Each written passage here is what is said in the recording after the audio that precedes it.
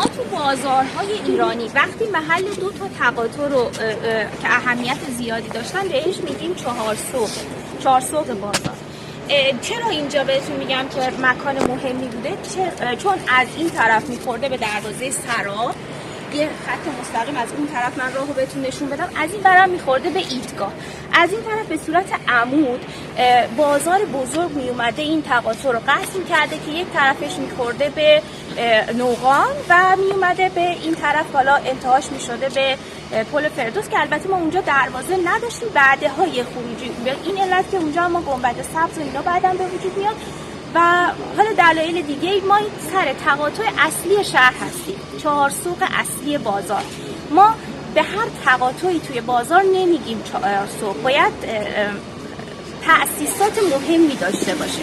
این تأسیسات شامل حمام، مسجد یا حالا مقبره های مهم باشه. یکی از اون تأسیسات مهمی که دور بر میدان سرسنگ ما میبینیم، یکی حمام مهدی قلی بیکه، یکی همین مسجد شاهه که البته مقبره است. این نشون میده که سر سوق بوده. توی کتابای قاجاری هم که شما میخونید یا نقشه هایی که ما داریم، ما اسمی از سرشور نمیبینیم، بیشتر با سرسوق، محله سرسوق طرف هستیم. هرچند که دوره تیموری اینجا سرسنگ گفته میشده، میدان اصلی شهر گفته میشده. ببینید من دارم در مورد دوره های زمانی مختلف برای شما صحبت میکنم. از ویژگی‌هایی که فکر می‌کنم خیلی جالبه برای این بنا، جدا بودن مناره هاشه که هرچند که همزمان باهاش ساخته شده. سازندش شمس الدین محمد تبریزیه. یکی از ویژگی‌های بسیار زیبای این مسجد که حالا میریم داخل می‌بینید، اون کاشی‌های سبز رنگشه که ما نمونه اون رو به این شدت و به این زیبایی در مسجد یشیل بورسای ترکیه داریم. یعنی شهر بورسا مسجد یشیلش که میشه مسجد سبز. جای دیگه این رنگ سبز رو شما تقریبا به این گستردگی نمیتونید که اون مربوط به دانشش که حالا استاد صحبت میکنن در مورد. یه مدتی اینجا به مسجد ازبک ها یا مسجد اهل تسنن شهرت داشته، یه مدتی درآویش توش زندگی میکردن، حالا اگر گوشه نشینی اختیار میکردن. کاربری های مختلفی داشته. بعد از انقلاب بهش مسجد 72 تن گفته شد، ولی ما نمیتونیم بعد از پیدا شدن اون مقبره های پایینش عملا ثابت شد که اینجا نمیتونه مسجد باشه و عنوان مسجد رو بگیره، اینجا مقبره است. حالا ما بهش میگیم مسجد مقبره شاه. اینم بهتون بگم که مسجد شاه گفتن به اینجا درست نیست، چون مسجد شاه یا مسجد شاه عباس مشهد کنار مقبره نادر مسجد مقبره بوده. حالا اون در اصل مسجد شاه بوده تا مدت‌ها، تا موقع نادر که این مسجد ملک شاهه یا مقبره ملک شاه که تا موقع نادر که دفنش میکنن و اونجا مقبره میشه به مسجد مقبره شهرت پیدا میکنه. حالا بقیه‌اش دیگه بریم داخل. اینجا رو برای چی میگم مسجد شاه؟ متوجه نشدم. کدوم اینجا امیر ملک شاه دفن شده و مردم توضیح ما نداریم، ما تخریب باید کردیم. یه چیز خاصی یه چیز خاص داخل هست کار شماست. اسم امیر ملک شاه سرداران شاهرخه. ببینید بزرگان دوست داشتن توی اون بحث رقابت. شما آقای هرات چه تو مشهد براشون ما مدرسه دودرم همینه. یوسف خواجه برای خودش مدرسه دودر رو بنا کرده که مقبره خودش و برادرشه. بچه‌ها کم کم بفرمایید داخل. بفرمایید داخل. سال 855 قمری. بفرمایید داخل. آره. تقریبا 2 ماه بعد. آره ما مکتب از ساعت 8 تا 12. آره خیلی کم. شما تو بطن موضوعی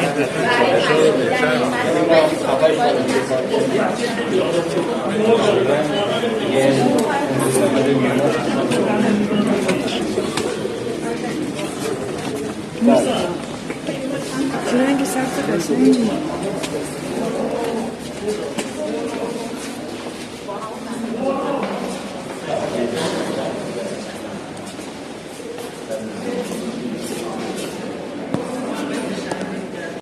آقای رفعتی در من بیشتر اینجا مرمت کردن توضیح بدن کامل بچه‌ها یک سلامات برای سلامتی اساتید مرمت هم بفرستین. اللهم صل علی محمد و آل محمد. من ببخشید عذرخواهم، خیلی خوش آمدید. استاد نوروزی تشریف بیارید، ما باید از استاد کمک بگیرم. ما باید از شما کمک بگیرم. بی که من اگه فاصله داشته باشین، من شاید میخوام مثلا اشاره کنم کجا را ببینین، اگه یکم فاصله خودتون داشته باشین بهتر میتونین. این وضعیت که الان اینجوری شما میبینین، یک موقعی که میامدیم فقط این کاشیایی که به اسم یشیل یا یشمی هستش اینا بیرون بوده، ولی باقی اینا همه زیر لایه های گچ بود. لایه های گچی که الان نمونهاش به صورت علم و به صورت تقریبا رشمانان گذاشتید، ولی قسمت های مختلف اینا هست و تنها آثار نفیس دوره تیموری رو ما میتونیم همین مسجد شاه را داشته باشیم، چون ما لایه چینی و کارهای طلاکاری در زمان صفوی خیلی داریم. در اردبیل که اصلا شاخص کاره، ولی این دوره تیموری شما اگه در قسمت‌ها رو نگاه کنید در اینجا مثل قلمزنی کار کرده انگار. الان من میگم بعدا اون موقع براتون اصلاح میکنم. شما اون قسمت‌ها رو ببینید دقیقاً احساس میکنید یک ظرف مسیه به صورت قلمزنی و روشم طلاکاری و هم طرح‌های دیگه کلاً بین رفته، در حالی که اون همه گچه. ما بی زیبایی با این ظرافت را کلا نداریم. اینجا دیگه نهایت این کار را انجام داده و یعنی رنگ مسیه؟ نه، طلای روی گچ کار کرده ولی کار را به صورت با قلممو کار کرده، ولی ما اونجا که کار میکنیم اینجا کارو احساس میکنیم که واقعا قلمزنی کار کرده، یعنی گرفته انگار یک مس یک ورق را حالت این اندازه با دقت و با ظرافت و هنرشون تو بالا بود. و در قسمت کتیبه ما دوره صفوی را داریم و دو تا کتیبه رو همه. کتیبه از این قسمت، از یک قسمتی که داریم از اینجا شروع شده، این نوشته به 30 شهور نمیدونم بالاخره تاریخ شامله، ولی تنها کتیبه ما اینجا داریم که آخرش نوشته صدق الله العظیم. اکثر کتیبه ها رو ما داریم که صدق الله العظیم داریم، ولی اینجا داریم. و از وسط سوره بقره یا سوره آل عمران از اونجا شروع کرده، 5-6 تا بیشتر هم 7-8 تا مولا آیه بیشتر نیستش، در اینجا هم تمام شده. قسمت بالا شما اگر یک نور بیشتری بعضی آفتاب اگر بیفته تمام این طلاکاری رو دیده میشه. در قسمت بعضی قسمت ها هست.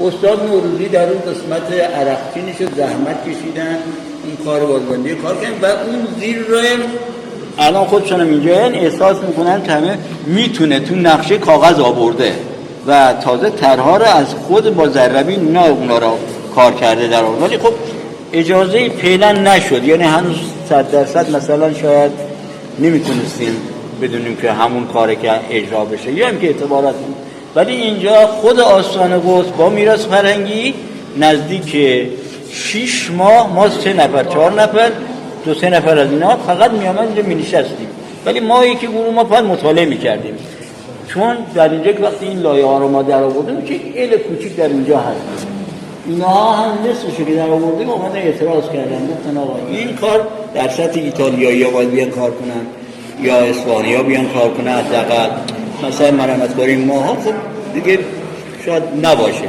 ولی احساس میشد که خب این آثار باید بهتر از این در بیاد، سالمتر در بیاد و ایتالیایی هم نمونه زده بودن در اینجا، نمونه هاشون هم بود قبلش.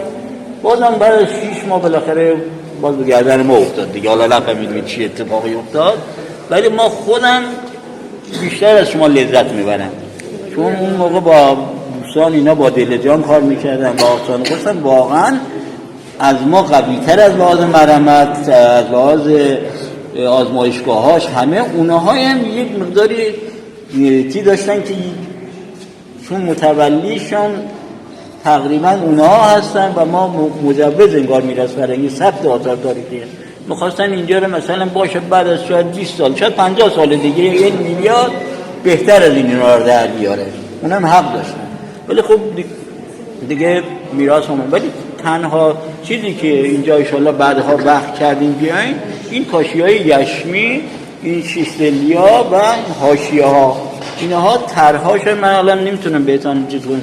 طرحهای بسیار زیبایی دارن، شمسه دارن، زنجیره دارن، بعضی جاها طلاهای هم روش هستش. باقی اونهایی که چیز هستش نوشته الملک الله چار علی و که باید یکی باید یک نور ماورنه میگه چه یک نوری را مثلا بعضی جا میاد دیگه شما اون طرها رو میبینید. داخل اون شیشتله شمس ها رو من الان میبینم داخل اون چیزای. آره بله شمس تقریبا از دایره شروع میشه بعد ولی پرند یکم کشیده تره. آره بله تره مثلا داخل اونها رو الان باید ببینید. اینا رو میبینید همین کاشیاشو میگیم و یک طرحهای دیگه.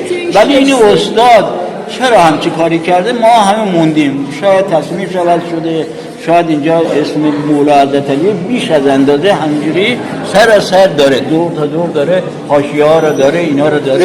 ولی خطوط بودن استاد این خطوط اینجا اینا از قدیم بوده؟ بله اینا از قدیم بوده. متاسفانه در یک دوره‌ای شاید متوجه نشدن، شاید بالاخره خیلی تقریب بوده. این قسمت کلا بازسازی کلا عوض کرده، کاشی‌هاش جدیده. ولی ما همین کاشی‌های قدیمیش تو خاکروبه‌های بیرون همین کاشی آره در قسمت‌ها داشتیم. یه بالای گنبد مثلا اینجا داشتیم. برای بعضی از کارها که شما الان خدمتتون میگیم در سقف خیلی جاها رنگ متفاوت داره که کلا گز ساده انگار ترک‌ها شفاف‌ها طوری بود که دست کامل میره داخل. اونجا کارهای مروتی رو انگار انجام میدادیم باز در تو تخریب بود. ولی دیدیم هیچ چاره‌ای نیست، نتونستیم. وقتی این سقف رو ما میخوام ببندیم داربست اینجا هستش، خود داربست که تکون میخوره با سقف رو تکون میده. ما آمدیم از داخل اون نورگیرایی که 80 از اونها استفاده کردیم، سقف رو از زیر بستیم، از بالای گنبد یک گنبد پوشش دوم اولیه ما از اونجا به صورت یک چارگوشی را برش دادم حدود مثلا 50-60 سانت قطر شد برش دادم. ولی وقتی میخوام برم تو دیگه اون موقع دیگه نه نشسته میتونی بری نه فقط خوابیده اصلا نورگینا دیداشم. ولی از این طرف نور و از این طرف هواکش اینا داشتیم. از اونجا به صورت لوله پولیکا از اونجا مواد گچ و مساله از اونجا میومد داخل. آره من اون داخل بودم که مثلا کارهای مرمت این کارا رو خاص این کارا رو مثلا دیگه شاید جای دیگه کسای دیگه شاید نخوان انجام بدن. و سوره واقعه از اینجا شروع میشه به صورت اینجوری محرابی اینجوری دور میزنه. این سوره همش این صورت دور میزنه تا میاد در اینجا تمام میشه. و متاسفانه اینجا از بین رفته شاید تاریخ در همینجا باشه. ما هیچ تاریخی رو فعلا در اینجا پیدا نکردیم. کتیبه‌های این پایین هم بوده اینجا هم سوره واقعه بوده. بله ببین این سوره این همین کار در دوره تیموری استاد مرمت کردن گنبد خشتی اونم همین کار رو به این صورت داره و در جاهای دیگر هم داریم. مثلا تو بناهای دیگه دوره تیموری این زیبایی این کار رو داره. ولی ما آمدیم اینجا مثلا موضوع سازی ها رو نه اینکه بیام طرح بندازیم همینجا ازبر به صورت تقریبا نمادین حالت این چیزا رو این شکلی بهشان دیدیم. چون بعضی ها گچه‌هاش هم کلا ریخته بود اینا رو مفصل نمادین فقط همه ازبر یک طرح‌ها رو این کار. ولی در اصل کارهای خودش بیشترین نمادش در همین اینو ما بهش میگیم فیلگوش. حالا در معماری به عنوان حال که از تا پایین میاد اندازه انگار شکل گوش فیل هستش. این سالمترین جا و بهترین جایی که در اومده همین هستش. چرا همین رو کامل نکردیم؟ دیگه اصلا نباید کامل کنیم دیگه. این شما اگر سقف و 40 ستون رو نگاه کنید الانش هم ایتالیایی کار کردن دیگه. یه چه زبره یعنی دیگه اجازه ای نباشه روی گز زبره نمیتونی راحت طرح بندازی کار کنی. اون برای همیشه اونجوری بمانه. اگر خواستن در یک جای دیگه در یک بنایی که نو میخوان بسازن در یک جای یک المانی میسازن خب این کار رو انجام بدن. ولی اگر این کار رو انجام میدادیم خب بعد از 20 سال دیگه 30 سال 50 سال دیگه شاید کارهای مرمتی ما خراب میشد باز یکی دیگه میامد انجام بده. کلا دیگه این آثار شاید بعد از 500 سال من وقتی زیاد میگم مثلا میگم آقا چه 500 سال میگه خب بعد از 500 سال باید این باشه دیگه ما حالا نیستیم. خب دست بردن دیگه یک نوع خطای کامله. حالا اینجا خوشبختانه وقت بهتر کار شد و جای شکر باقیه که 2 ماه تقریبا اینجا باز شده به روی بازدید کننده ها. از قبل از ابرار انقلاب اینجا بسته شده تا 2 ماه پیش. فقط کسانی که مرتبط این کار بودن میتونستن بیان. خود ما هم که اگه می‌خواستیم بیایم 1 هفته طول می‌کشید نامه‌نگاری کنیم از طرف آسانگوز بیام. به چه دلیلی می‌خوای بری؟ الان من خودم مثلا باید برم پشت باز اونجا رو ببینم. ما برای بازبینی کارهای خود ما حتما باید بره. الان یک مدرسه هست به نام مدرسه میرزا جعفر، یه اتاقی داره، کل اتاق کلا زمینه و همه چی طلاکاری روی گچ. اینا تا سال 65 که انجام شده، بعد از 65 ما هم ندیدیم، عکساش هم نداریم تا 63 که ما بریم الان ببینیم وضعیت چجوریه. کلا بعد کل مدرسه رو انگار تخریب کردن، ایواناشو نگه داشتن و همون 2 طبقه اتاق رو انگار نگه داشتن. از اون 4 طبقه 3 طبقه انگار شده دانشگاه رهزنی. خب یکم سخته تو مجموعه آسانگوز ورود کردن از نو سخته، ولی خوشبختانه جای شکر واقعی که این باز شده. بعدها خودتون وقت کردیم بیاین روی هر چی که شما اینجا این رنگ را که می‌بینید اینا دیده طلاها مونده بعضی‌ها. هر چه رنگی که تقریبا اینجا بهتون نشون دادم، گفتم این رنگی که به نام حالا لایه چینی هستش رنگ تدارکاتی زیر طلایه. اینها کلا انگار اوایل شبلی این آینه کاری وارد می‌شدی، این طلاها ولول می‌کرده، نقوش هم توش خیلی قشنگ دیده می‌شده. چون روی طلا وقتی می‌خوان خوب دیده بشه قلمگیری مشکی رنگ سیاه انجام بدن، مشکی انجام بدن. اون رنگ مشکی با اون طلا چنان طرح‌ها رو همه رو نشان بده. ولی تو آینه کاری تمام اون کارهای هندسی رو باید با دقت کنی، والله همه ولول می‌زنه نمی‌تونیم یا بعد زیبایی کامل رو می‌بینی. شما تو این کاشی‌ها فقط الان دارین 6 تلیا رو می‌بینید. یک کم که دقت کنین هر 5 تا 6 تا کاشی رو در نظر بگیرید، یکم بر وسط اینا همه با هم دیگه مشترکن، یعنی کناراشون یه حاشیه‌ای داره، یه خط از این زل گرفته شده، یه خط هم از اون یکی از هر اینا اون بنداشون با هم مشترکه، هر کدوم جداگانه برای خودش نیستش. بعد زنجیره داره، زنجیره‌ای که به صورت خیلی زنجیره، کلا زنجیره اینجوری تا زنجیره. این خط با این مشترک حرکت میکنن، اینا با هم مشترک حرکت میکنن همه اینجوری. بعد این نقوش هم که توش داریم بعد با زاویه ها با چیزا وقتی ببینین دیگه چشم بر نمیداریم. من اینجا طرحش کشیده بودم، اینجا گذاشته بودم تو گوشی استاد نوردون گوه طرح رو بیار نشون بدین به همه، همون طرح اینا رو نشون بدین. اون طرح منظورتون چه با هم مشترکن؟ یعنی همزل نه منظور چی؟ اینا رو مثلا هر کن تک تک این کار کرده، یه حاشیه‌ای داره اینجوری، خب یه حاشیه، یک پرنج این وسط بس شمسه داره، بعد این حاشیه با این حاشیه دوتایی یه حاشیه میشه. دوتاییش میشه.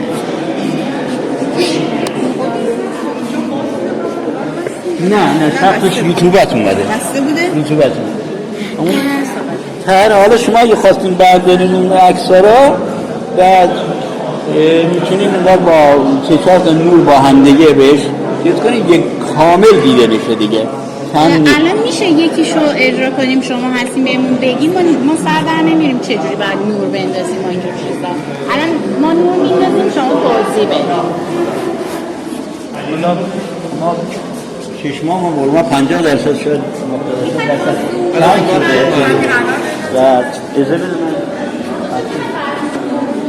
الان ببینید از این دیر نگاه کنید، شما از اینجا یک دفعه اینا رو میبینی، از اینجا از این قسمت بعد نمیدونی میبینی یا نه. الان شما اینو نگاه کنید کجا دارین این طرحایی که تو این هسته شاید ما باید یک جایی باید نور من اینجا دیدم اینجا کجا نمیدونم کل طرحها و علی 4 علی داره.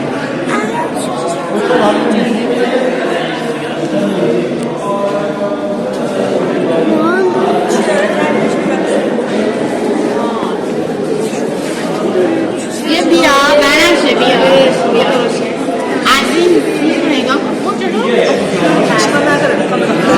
آره